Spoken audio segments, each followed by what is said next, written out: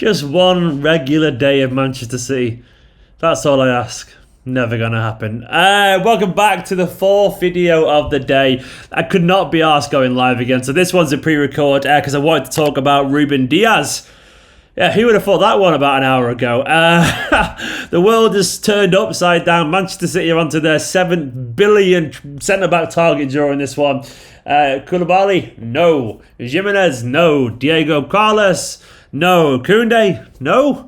Ruben Dias, maybe. Now, this one has come out of absolutely nowhere, and apparently these rumours are actually true, that City are negotiating quite a very quick deal with Ruben Dias, which is absolutely mind-blowing. It's come from initially from Ojogo, who said that City are expected to close a deal for Benfica centre-back Ruben Dias for around 60 million euros, with Otamendi heading in the opposite direction. Record Portugal have gone for it. Fabrizio Romano's reporting it about as well. Gonzalo Lopez is going about it. And also, the general manager, Benfica's manager, Jose Jesus, has said that if you ask me if he'd like that he'd left, he wouldn't like it, but he'd understand it with the financial factors could actually lead to him going. Basically, this is true that Diaz is linked quite strongly with Manchester City Football Club. Will it happen? I don't know if it'll happen or not, of course, because we've seen loads of rumours about Koulibaly, and that was true. City were linked to him. Jimenez apparently was true. Apparently Diego Carlos was true at one point. Apparently Koundé was true at one point, but it doesn't mean it's actually going to happen. One thing we do know largely is that City are going for Ruben Diaz at the moment. My initial takes are, I'll be totally honest, I am of course a little bit disappointed about this, because I'm disappointed because I was excited for Jules Koundé. Like, I was excited for the idea of this signing this 21-year-old, potentially world-class centre-back who had an awful lot of ability going for him. And I just got really excited by that idea. And I guess you can get your hopes up and get carried away. And he looked, for all the world, a solution to Manchester City's potential problems. Having said that, I do think Diaz is a pretty good player for what I know about him. It does say an awful lot about City's transfer policy in general, that we're going for so many players with so many different profiles. I mean, you've got Koulibaly, who's this kind of aggressive ball playing, but kind of really assertive in the kind of duels, kind of the centre back, who had a bit of indifferences at Napoli. Then you've got Jules Koundé, who's smaller with pace and a little bit more measured and calm. Then you've got someone like Jimenez over Atletico Madrid, who is a bit of a bastard, really aggressive, not necessarily a ball player, a bit injury prone every now and then, but really aggressive and more of an old school defender. Then you have Diego Carlos, who was like a fast Otamendi. And now you've got Ruben Diaz, who's big and aggressive and physical too, and can pass the ball, but he's a lot slower than some of them. It just seems to be changing every single time, which makes you think, what is the profile that we're going for, and actually what is the aim that we want here? Like, genuinely, what are we trying to get out of a centre-back? And if we sign a centre-back, are we going to adapt to their needs personally? Or are we going to just play him randomly in a high line and hope that a slower defender can adapt to it?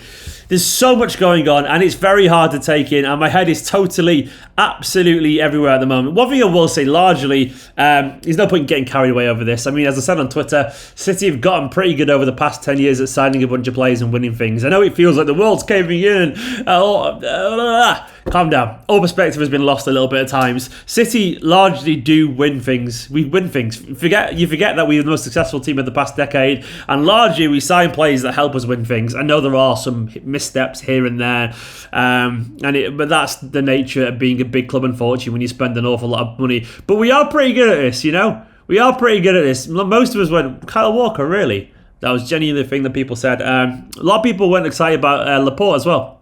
They weren't excited by him. A lot of people thought we'd overpay him for Raheem Sterling as well. That turned out pretty good.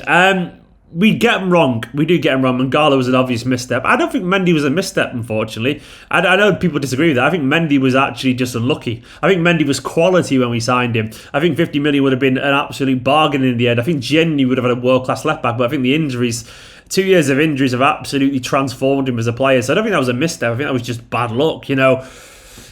Boney was a misstep, of course, as well. But we've also got an awful lot right. De Bruyne for 55 million, whatever it was, seems ridiculous now. It seems like a bargain. It seems like we absolutely robbed Wolfsburg. All I will say is that I'm not going to throw my toys out the pram. I'm not going to chuck the baby out the bathwater and all that kind of stuff. I'm not going to basically complain to the point where I don't know. In terms of Ruben Diaz, I've not even talked about him as a player yet. I think a lot of the concerns stem from the fact that he is known for making a mistake or two. But he is also young. He only recently turned 23 years old, so he's not that old. I think it was May, actually, when he turned 23. So he's pretty young still. And he is playing... There's an element to say, by the way, that players sometimes can plateau at a certain level because they're not really challenged by a league. You sometimes have to go on and play with better players to improve. There is an element of that. And the reason the first time I saw Ruben Diaz, and I was quite excited by him, is he was playing for Portugal. And you've got to bear in mind, Portugal are probably, they are a better team than Benfica. They are a better team than anything in the Portuguese league. And I thought he was really powerful, really composed, really aggressive, an actual leader, nicknamed the boss nonetheless. And I was really impressed with him during those games. Now, according to a lot of people, he's not been quite at the same level always for Benfica, though he does occasionally have some high-level games.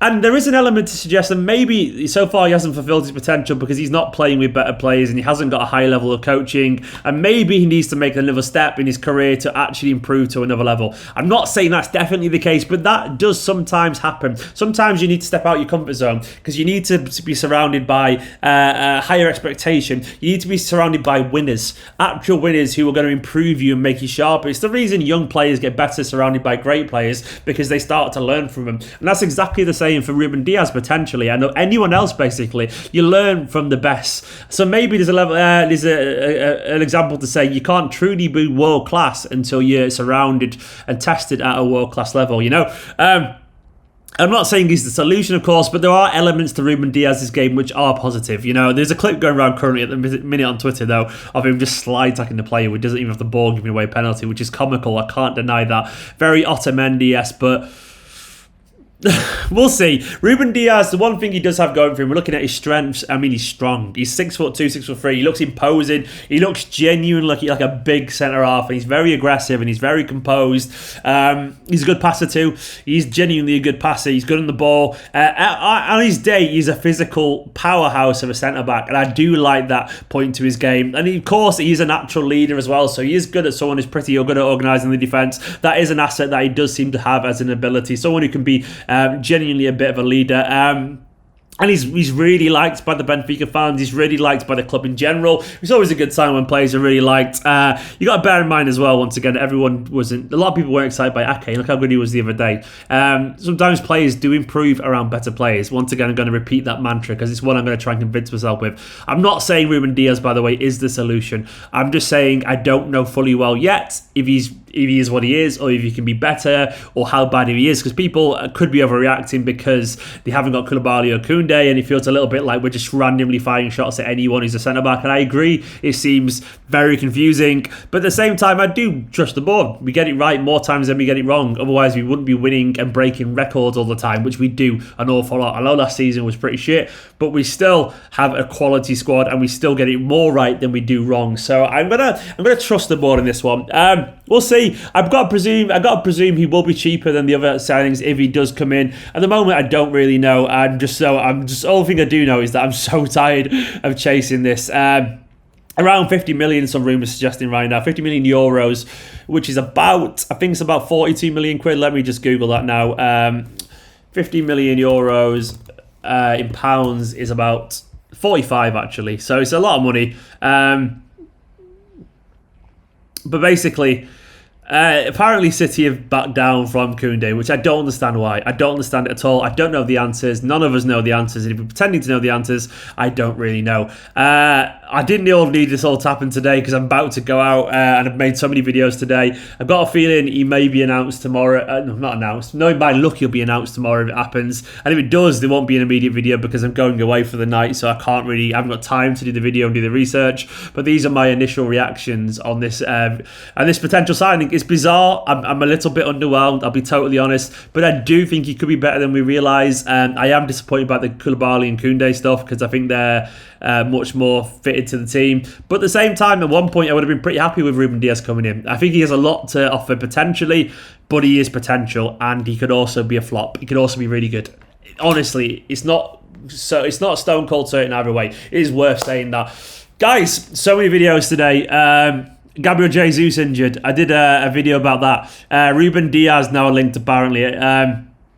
I did a live video as well today. What else did I do a live video about? I did a live video about so many things today. I can't even remember. There's so many things kicking off at the moment. I did a live video as well about, Koundé earlier, 3 hours ago. Crazy. I also did 5 things learned video today about last night's game. Go watch that as well. Liam Delap, we might be seeing an awful lot more about him because obviously Gabriel Jesus and Aguero now, he's just mad at the moment. Also make sure, I want to say thank you to all these patreon.com/Esteemed Company. These are my members here, YouTube members and supporters, wherever they are. These guys are heroes. I love you all loads. Thank you for all the support on the channel today. Hit that subscribe button. Loads of content. 4th video of the day. I am putting the hard miles in for you guys, so make sure to give this video a like, hit the subscribe button. Let me know what you make. One regular day of Manchester City Football Club. That's all I ask. Will never happen.